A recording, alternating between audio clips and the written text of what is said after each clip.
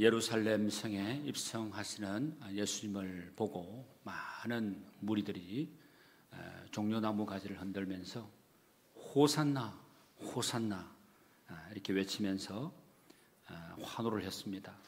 그런데 그들의 환호 뒤에는 예수님의 그 십자가의 길이 기다리고 있었습니다. 이 종려주일과 최후의 만찬은 깊이 연결이 되어 있는데 입성의 환호 그리고 배신의 어두움 사이에서 예수님은 제자들과 마지막 식사를 나누셨습니다. 이 식탁에서 예수님은 떡과 포도주를 통해서 새 언약의 의미를 가르쳐 주셨습니다. 그것은 바로 예수님 자신의 그 몸과 피를 내어주시는 희생, 그 십자가를 통한 구원의 언약이었습니다. 다시 말하면 종려의 그 환호에서 십자가의 고난으로 그리고 부활의 승리로 이어지는 이 행진은 우리 신앙의 핵심을 보여줍니다. 오늘 우리는 누가복음 22장에 기록된 이 최후의 만찬을 통해서 예수님께서 세우신 새 언약의 의미를 깨닫게 됩니다. 오늘 말씀의 본문은 예수님께서 제자들과 함께 하신 마지막 만찬의 장면인데 바로 유월절 식사를 나누시면서 떡과 포도주를 통해 새 언약을 세우십니다. 예수님은 자신의 몸과 피를 내어주심으로 인류와 하나님 사이에 새로운 관계를 여시고 죄 사함의 길을 열어주셨습니다. 팀 켈러 목사님의 책 예수 하는 이 책에서 이렇게 말을 합니다. 십자가는 하나님 사랑의 정점이자 인간 죄의 깊이를 드러내는 사건이다. 이 말은 오늘 본문과 깊이 맞닿아 있습니다. 그러니까 예수님께서 떡을 떼시면서 이는 너희를 위하여 주는 내 몸이라고 하신 말씀은 자신의 그 몸을 찢기시기까지 우리를 사랑하신다 하는 선언이었습니다. 또 잔을 주시면서 이 잔은 내 피로 세우는 새 언약이다 라고 하신 말씀은 단지 유대인의 그 절기를 넘어서 인류 전체를 위한 영원한 구속의 약속을 의미하는 겁니다. 다시 말하면 이 새 언약은 형식의 변화가 아니라 본질의 변화인 것입니다. 그리고 이 변화는 사랑에서 시작이 되고 십자가에서 완성이 되고 부활로 확정이 됩니다. 그러므로 우리는 더 이상 율법의 옛 언약에 의존하지 않고 바로 예수 그리스도의 그 은혜로 새로운 삶을 살아가게 되는 것입니다. 또 이 새 언약은 우리로 하여금 하나님과 인격적인 관계를 맺게 하고 매일매일의 삶에서 하나님의 나라를 살아가게 하는 것입니다. 그럼 오늘 말씀 본문을 중심으로 해서 우리가 말씀의 은혜를 좀 나누고자 합니다. 먼저 14절에서 18절까지 말씀은 바로 유월절 식사의 자리를 잘 묘사해 주고 있습니다. 예수님은 때가 이름에 12사도와 함께 앉으셨습니다. 본문 14절 말씀에 보니까 때가 이름에 그랬습니다. 이 때가 이른다 하는 이 말은 예수님께서 십자가에 달려 돌아가실 그 하나님의 정하신 시간을 의미합니다. 그리고 이어지는 15절, 16절 이 말씀은 유월절 식사에 대한 내용이 나오는데 유월절 식사는 이스라엘 백성들이 애굽에서 해방된 것을 기념하는 아주 중요한 절기였습니다. 예수님은 이 전통적인 식사를 통해서 새로운 의미를 부여하고자 하셨던 겁니다. 예수님께서 제자들에게 말씀하시죠. 15절 말씀에 이러시되 내가 고난을 받기 전에 너희와 함께 이 유월절 먹기를 원하고 원하였노라 말씀합니다. 이렇게 말씀을 하시면서 자신의 그 죽음이 새로운 구원의 시작임을 암시하셨습니다. 이 말씀은 마치 오랫동안 기다려온 약속이 마침내 이루어지는 순간의 이 간절함을 잘 보여줍니다. 예수님은 이제 어린 양의 피로 구원받았던 이 과거의 유월절을 넘어서 자신의 피로 세워지게 될 영원한 구원의 새 시대를 열고자 하셨던 겁니다. 여러분 18절 말씀 보십시오. 내가 너희에게 이르노니 내가 이제부터 하나님의 나라가 임할 때까지 포도나무에서 난 것을 다시 마시지 아니하리라 하시고 말씀합니다. 이 말씀은 예수님의 죽음과 부활, 그리고 궁극적으로 하나님의 나라가 완성될 때까지의 그의 사역 전체를 내포하는 중요한 선언입니다. 마치 긴 여정의 출발점에서 목적지를 바라보는 것처럼 예수님은 십자가의 고난을 넘어 완성되게 될 하나님의 나라를 바라보고 계셨던 겁니다. 여러분 19절 20절 말씀은 어떤 내용입니까? 이 새 언약의 성찬에 대한 내용입니다. 오늘 우리가 성찬식을 거행했는데 여러분 이 말씀을 잘 들어보십시오. 식사를 하시던 가운데 예수님은 떡을 가져서 축사하신 후에 떼어 제자들에게 주시면서 말씀을 하십니다. 또 떡을 가져 감사하기도 하시고 떼어 그들에게 주시며 이르시되 이것은 너희를 위하여 주는 내 몸이라 너희가 이를 행하여 나를 기념하라 하시고 19절 말씀에 그렇게 말씀을 합니다. 여기서 기념하라 이렇게 말씀을 했는데 기념하라 하는 이 말은 단순한 이 기억을 넘어서 예수님의 그 희생을 통해서 이루어진 구원의 은혜를 현재적으로 경험을 하고 선포하는 행위를 의미하는 것입니다. 떡은 찢기고 또 고난당하실 예수님의 몸을 상징하는 거죠. 마치 빵을 나누어서 먹음으로써 공동체가 하나됨을 확인하는 것처럼 우리는 성찬을 통해서 그리스도의 몸 안에서 하나가 됨을 경험합니다. 여러분 성찬 예식에 참여하시면서 여러분 이런 경험 해보셨습니까? 네. 우리는 주 안에서 하나입니다. 한 형제 자매입니다. 그리고 주님의 몸된 교회 안에 지체들입니다. 공동체를 이루고 있는 지체들. 하나된 그런 지체의식을 가지시고 이 공동체를 잘 섬기게 될 때 우리는 합력하여 선을 이루는 그런 아름다운 공동체 이루어갈 수 있게 되기를 바랍니다. 여러분 20절 말씀 보십시오.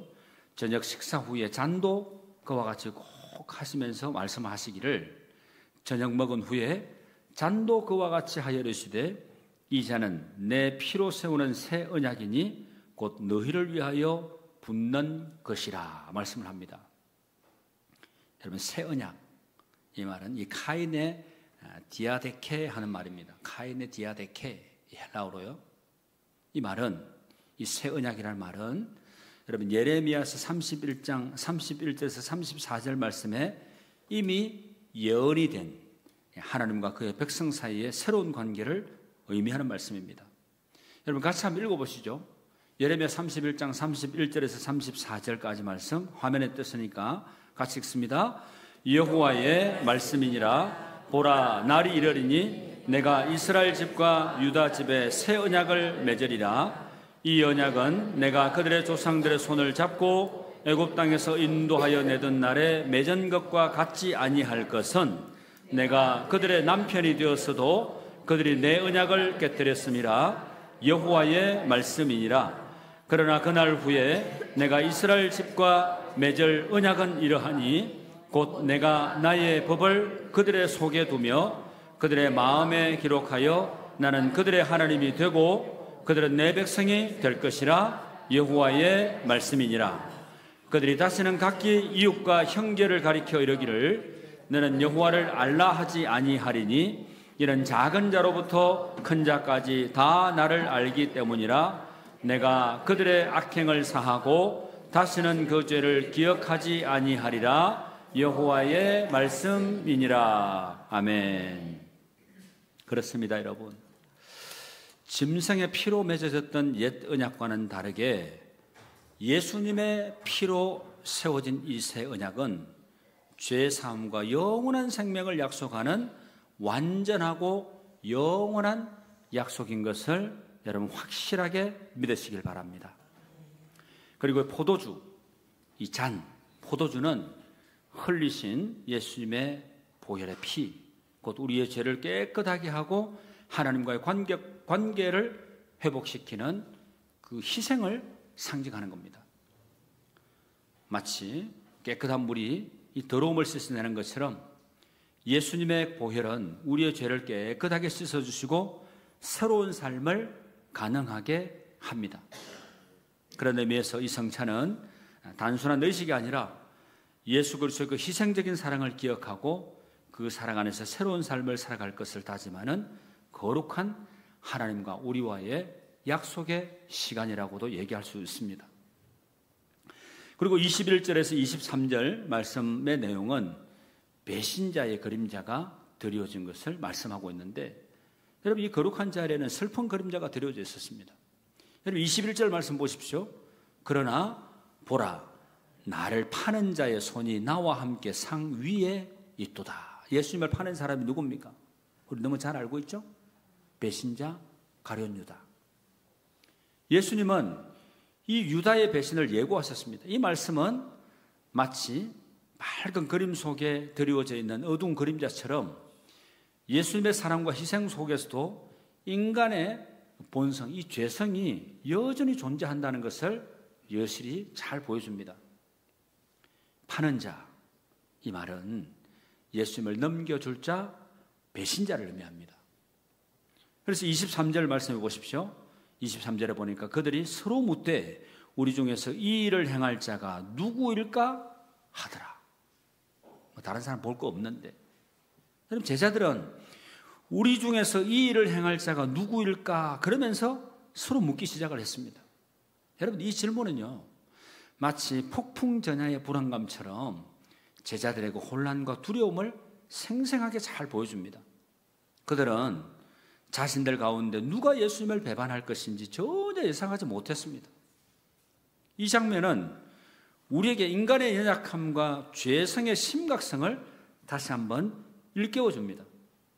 그러니까 겉으로는 함께 식사를 나누는 동료처럼 보이지만 마음속에는 흉계를 품을 수 있다는 인간의 어두운 본성을 드러내는 것이죠. 이처럼 새 언약 공동체는 완벽한 사람들의 그 모임이 아니라 연약하지만 부족하지만 그리스도의 그 은혜로 함께 모인 사람들의 공동체인 것입니다. 동시에 예수님은 배반자를 아시면서도 그를 끝까지 사랑으로 대하시는 모습을 통해서 하나님의 무조건적인 사랑과 용서를 보여주십니다. 그래서 여러분 우리는 주님의 사랑을, 하나님의 사랑, 예수님의 사랑, 주님의 사랑을 어떤 사랑이라고 얘기하죠? 아가페적인 사랑이다 이렇게 얘기를 합니다. 조건 없는 사랑. 여러분 그래서 요한복음 13장 말씀에서는 최후의 만찬 자리에서 예수님이 제자들의 발을 씻기신 장면이 나옵니다. 예수님은 수건을 허리에 두르시고는 대야에 물을 담아서 제자들의 더러운 발을 한 명씩 한 명씩 씻기셨습니다. 심지어 자신을 배신할 유다의 발도 씻겨 주셨습니다. 그리고 내가 너희에게 행한 것 같이 너희도 행하게 하려 하여 본을 보였노라 말씀합니다. 이 발 씻김, 그 세족식의 사건은 새 언약의 본질을 보여주는데 여기서 새 언약은 단순한 교리가 아니라 섬김의 삶으로 표현이 되는 것입니다. 여러분 예수님은요 떡과 포도주를 통해서 자신의 몸과 피를 내어주실 것을 약속하셨고 이 발 씻김, 세족을 통해서 그 사랑이 어떻게 실천되어야 되는가 하는 것을 우리들에게 잘 보여줍니다. 오늘날 우리가 성찬에 참여하게 될 때 우리는 단지 과거의 사건을 기억하는 것이 아니라 우리들 자신도 그리스도처럼 떼어져서 찢겨져서 다른 이들을 위해서 나누어지는 삶을 살아가기로 약속하는 시간이 바로 성례전 성찬 예식이라는 겁니다. 그러므로 성찬은 은혜를 받는 자리일 뿐만 아니라 은혜의 삶을 살아가기로 결단하는 자리가 또한 되어야 되는 것입니다. 이제 말씀을 정리하고 맺습니다. 사랑하는 성도 여러분, 오늘 우리는 종료주일 예수님의 그 예루살렘 입성에서 시작을 해서 최후의 만찬 그리고 십자가를 향한 여정을 생각해 보았습니다. 이 여정은 바로 새 언약을 위한 행진. 예수님은 바로 한호성 속에 예루살렘에 들어가셨지만 그분의 마음은 이미 십자가를 향해 있으셨다 하는 거죠. 그분은 제자들과의 마지막 식사 자리에서 떡과 포도주를 통해서 새 언약을 세우셨습니다. 이 새 언약의 핵심이 뭘까요? 그것은 예수님이 자신의 몸과 피를 내어주심으로 우리에게 죄의 사함과 새 생명을 주신다는 게 바로 새 언약의 핵심이라고 얘기할 수 있습니다. 그리고 이 은혜를 받은 우리도 우리의 삶을 내어주는 섬김의 삶을 살아가야 된다 하는 것입니다.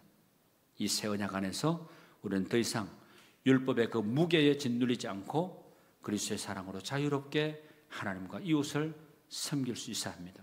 이게 바로 새 언약을 향한 우리의 믿음의 행진이라고 얘기할 수 있습니다. 이 종려주일의 그 환호성에서 십자가의 고난으로 그리고 부활의 승리로 이어지는 이 여정에 우리 모두 함께 동참할 수 있게 되기를 바랍니다. 그리고 이 한 주간 고난주간을 잘 보내시고, 여러분 그냥 보내시라는 얘기가 아닙니다. 함께 참여하자는 얘기입니다.